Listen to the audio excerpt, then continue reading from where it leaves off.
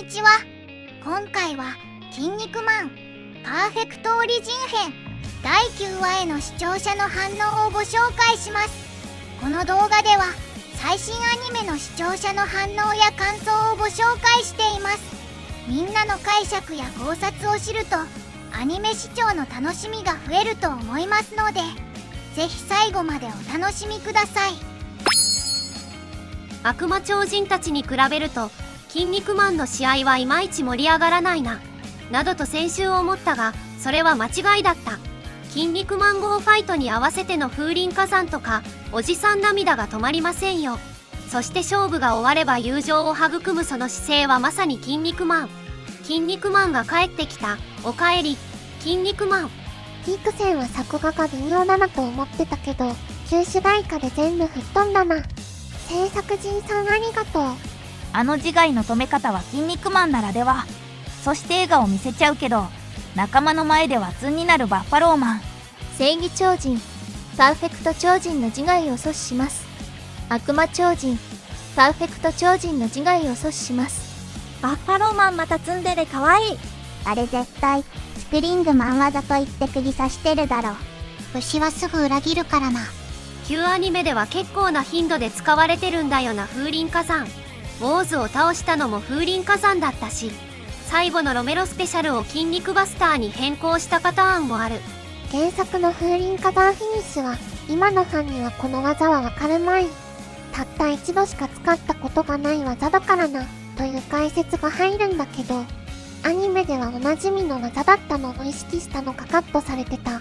筋肉マン号ファイトを挿入するところといい、基本原作準拠が売りなのに、今回は東映版アニメに対するリスペクトが目立ったな。アニメの印象が強かったから漫画で見たとき、風林火山が1回しか原作で使われてなかったの意外に感じた。風林火山は特に劇場版での決着によく使われてたような気がする。たまに出てくる神谷の声がすぐるすぎるんよ。あんま衰えがないから余計に自然に感じる。新宿 PE のサイバは結構厳しいなと思ったけど、今週の神谷は普通にすぐるだからね。マウンテンはさっさと終わって、第2陣や次の会場域の描写に尺を割くと思っているがどうなるやら。わかる。シティハンターはかなり衰え感じたけど、あの辺りからまた古いキャラの仕事増えて復活したんじゃね。配送あるから1話くらい使うんじゃね。ちょうど3話ずつ進んでるから、次回は確実にネメシス降ってきたところで終わりだろうな。ということは今週声優発表あるか。カメハメ演技は神谷宮野のメタ的な継承のニュアンスも含めてありだと思う。ピーク、自分がリセットされてることを思い出してしまうのが結構残酷。もともと何も覚えてなきゃいいのにね。声優のことってそんなに詳しくはないけど、ピークの幼児声から青年声への転換がうまい。いい人をキャスティングしたな。アニメで色づいたらピーカブーの派手感がすごい。まあ実際赤ん坊設定で派手なのかもしれないが、不動産仲間が成長したらリセットとか、ガラガラ自分で買いに行くとか、元慈悲の神とは思えんな。あのガラガラ、武道さんがわざわざ買いに行ってるのね。ピークのガラガラは市販品だったのか。武道がお財布持って西松屋に買いに行くところを想像したらなんか笑ってしまった。あんな剣道着着た大男がガラガラ買いに来たら店の人ビビるよな。甚大な超人がわらわらの世界だからむしろ慣れてたりして。悪魔超人界には盛況があって、悪魔超人は生活に必要なものをそこで調達してるってことだから、パーフェクト超人界にも似たような何かがあるかもしれない。強力な技の学習と開始に意識がいっていたため、基礎的な技に対応できなかった。なんとなく納得しよう。もしテリーが最初に環境のカード引いてピークと対戦してたら、地味なプロレス技しか学習できない地味な超人に成長してしまいそう。ミートの強力な技を出さない、アドバイスを守ってから、いや、やっぱり勝つには強力な技が必要ですのポンコツ発言。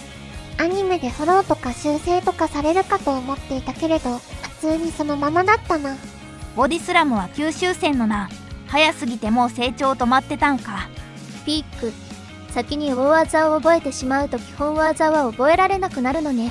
ものすごく古い上にマイナーなネタなんだけど、ゆでの打ち切り作品、キックボクサー守の読み切りパイロット版が、ローリングソバットとかの派手な出来の技ばかり覚えて生きってる敵役を、地味だけれど威力抜群な性のムエタイ技で倒す主人公の話で、なんとなくそれが下地になっているんじゃないかって今でも勝手に思ってる。殺人技の宇宙旅行って放り投げただけやん。実際に宇宙まで飛ばして場外負けにする恐ろしい技だぞ。ギャグ漫画だったから成立した技だけど。そういう技だよ。48の殺人技で一番簡単なやつだけど超人を月にぶつけるほどぶっ飛ばす。ケンシロウの飛行みたいなもんで、強力なライバルには使わない即死技。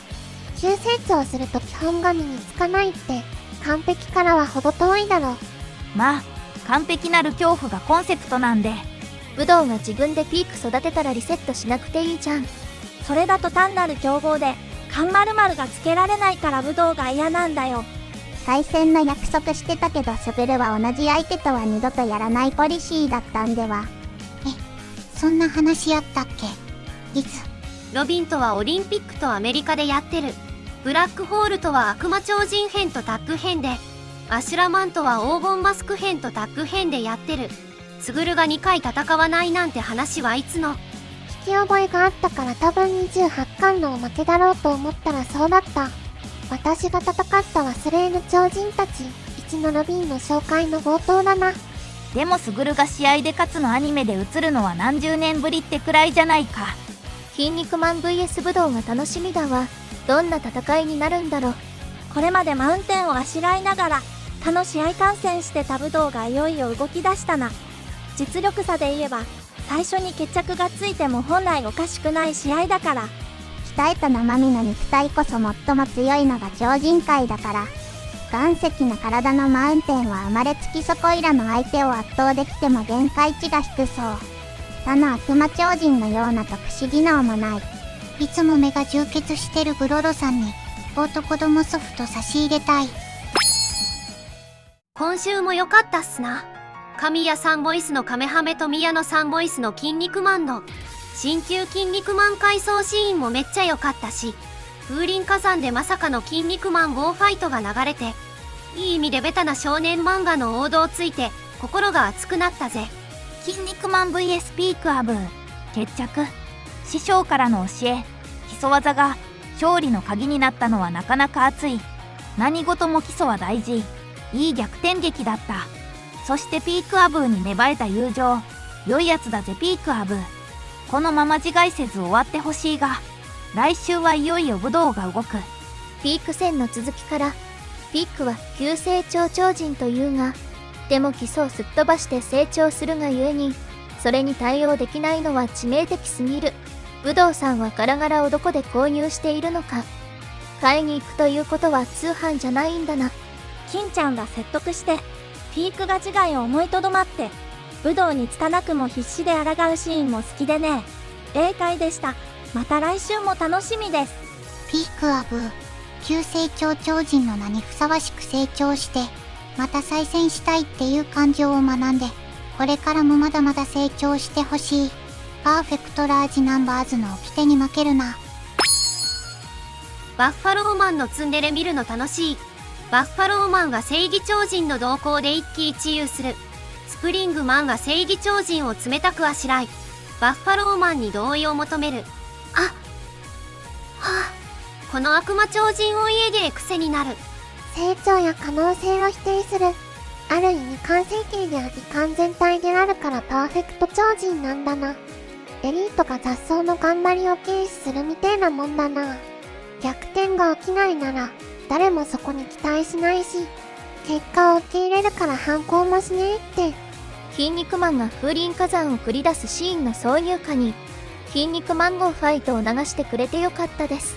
原作旧シリーズだと1回しか使ってない技だけど、旧アニメスタッフが気に入っていてしょっちゅうしてたので、尺が取れて映像映えする技だよね。カメハメ師匠役で神谷明来た。